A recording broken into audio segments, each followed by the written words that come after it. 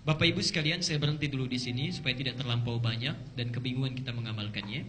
Jadi singkatnya, yang pertama saat kita bangun di waktu sahar setelah tahajud, kita sibukkan diri kita dengan beberapa amalan. Dua yang sudah saya bahas. Satu, perbanyak istighfar kepada Allah, ingat dosa-dosa kita dengan seluruh rangkaian yang telah tadi saya sampaikan. Yang kedua, perbanyak doa, memohon kebaikan kepada Allah dari setiap persoalan yang kita bawa. Jangan hilangkan kesempatannya karena itu datang tiap malam. Ya. Jadi persiapkan malam ini, rencanakan sekarang, pasang alarm sebelum kita bangun, kemudian bangun lebih awal dan siapkan permohonan kita catat supaya kita bisa bermohon dengan baik. Yang selebihnya nanti insya Allah kita akan terangkan di pertemuan yang akan datang dan mudah-mudahan Allah memberikan taufik kepada kita. Saya persilahkan kalau ada yang akan mengoreksi uraian saya, melengkapi atau barangkali mendiskusikan 1-2 pertanyaan saja dengan singkat. Kalau yang sudah ada dituliskan silahkan bisa disampaikan ke depan. Silakan Pak.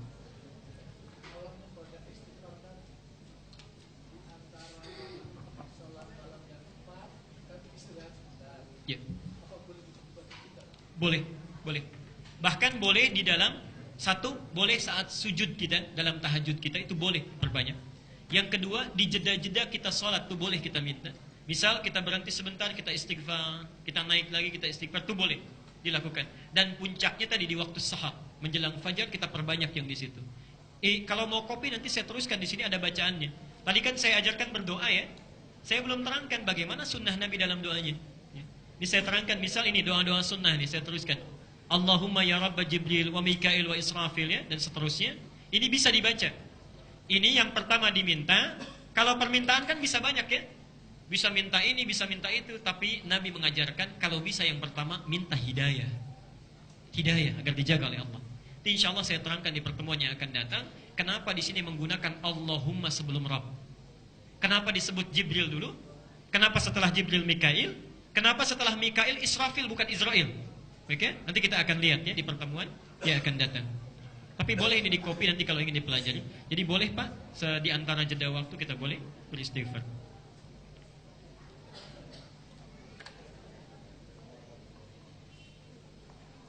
Baik. Ini nanti saya akan jawab di pertemuannya ya. Ada pertanyaan Ustaz, mohon dijelaskan cara duduk Nabi SAW saat makan. Dan apakah betul saat makan beliau mengangkat salah satu kakinya ya? Nanti saya jawab begitu masuk kepada pembahasan ini supaya kita tidak bercabang ya. Nanti kita akan belajar sifat makannya Nabi, bagaimana doanya, doa pada anak kecil itu seperti apa, doa orang dewasa seperti apa, cara menghidangkan makanan bagaimana ya. Kemudian apakah Allahumma barik lana itu dhaif atau sahih hadisnya, apakah pakai bismillah saja atau bismillahirrahmanirrahim, nanti insya Allah dibahas pada saat sesi akan makan. Jadi ibu nanti wajib hadir ya saat pertemuan itu.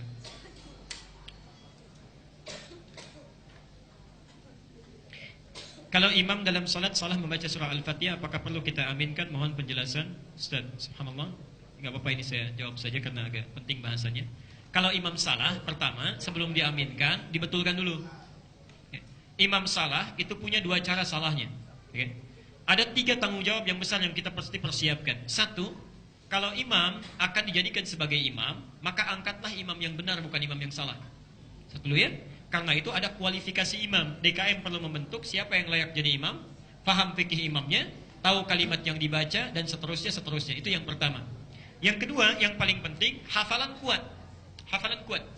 Karena itu ada banyak sekali anak-anak kecil yang tumbuh mulai balik, ya, subhanallah, bacaannya bagus, hafalannya kuat, dia dijadikan imam. Ya. Ibnu Abbas sudah menjadi imam dalam usia yang relatif sangat kecil, tapi sudah balik.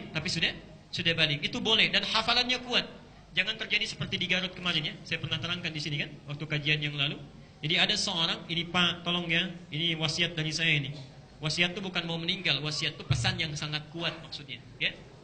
Nah, tolong antum perbanyak hafalan Quran karena antum ini imam di rumah tangga.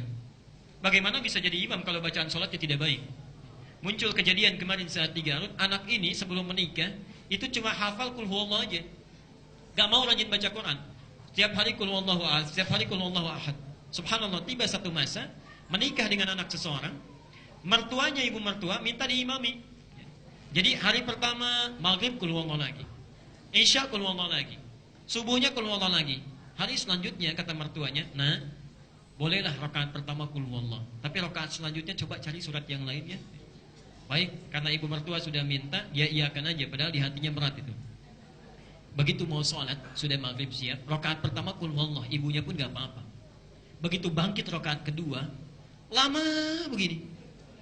Dikira ibunya subhanallah ini sedang cari ayat, sudah agak lama nengok ke belakang, ma boleh gak kul wallah lagi kan?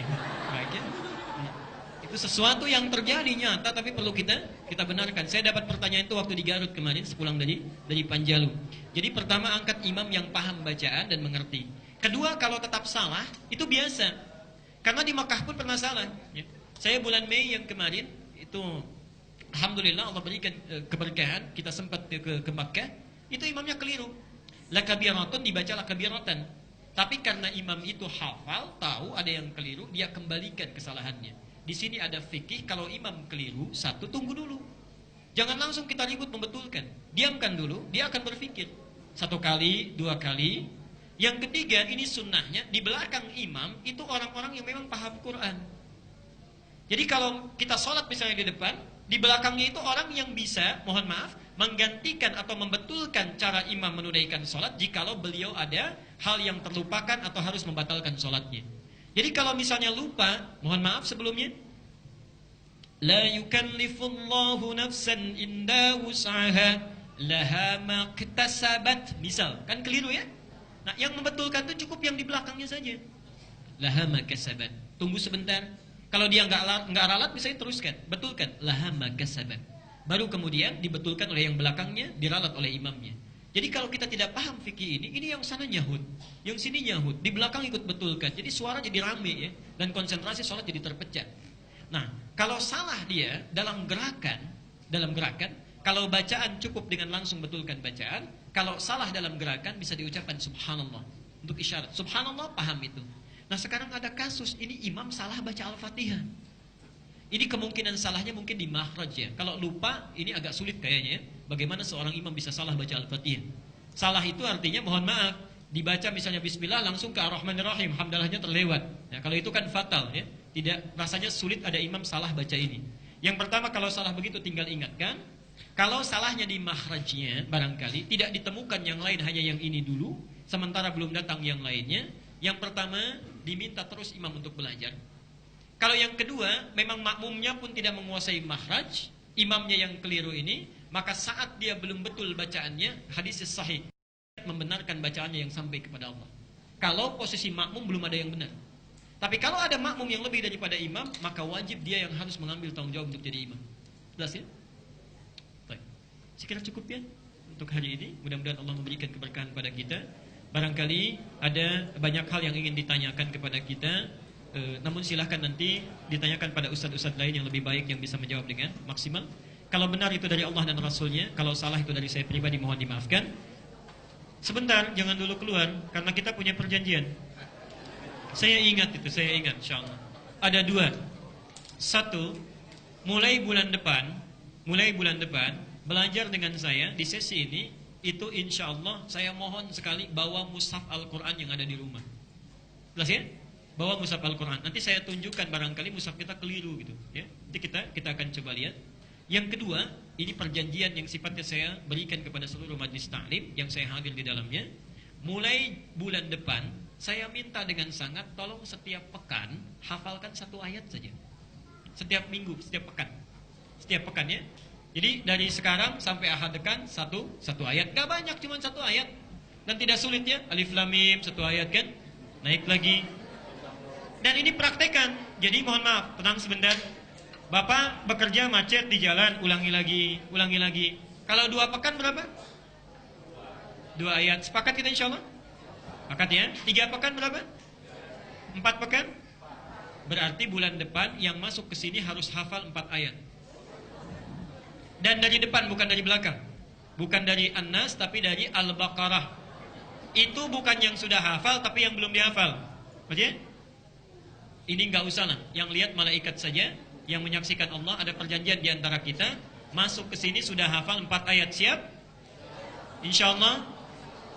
Jadi kalau belum hafal, tolong tunggu di luar dulu, hafalkan baru masuk.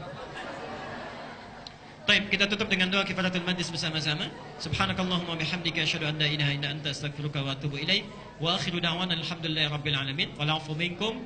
Sebelum saya salam, kemungkinan bulan depan saya tidak di pekan keempat, ya. Saya akan ke Saudi di tanggal 25. Jadi itu bukan ahad keempat, kemungkinan nanti insya Allah akan bertukar. Dilihat waktunya ya. Assalamualaikum warahmatullahi wabarakatuh.